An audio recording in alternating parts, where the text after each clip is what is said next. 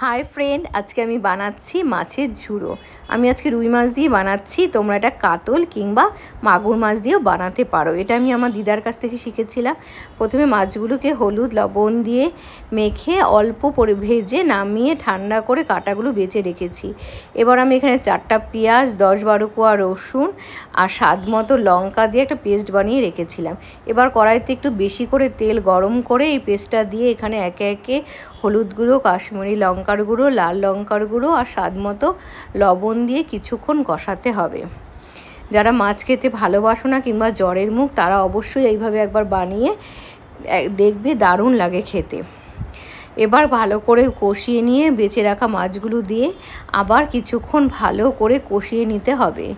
যখন তেলগুলো ছাড়তে শুরু করবে তখন এখানে অল্প পরিমাণে জল দিয়ে আবার ভালো করে নাড়তে হবে। আর এটা বাড়িতে থাকা জিনিস দিয়ে খুব সহজেই আর খুব কম সময়েই বানানো যায়। আবারও কিছুক্ষণ ভালো করে কষিয়ে দেখো তেল ছেড়ে দিয়েছে।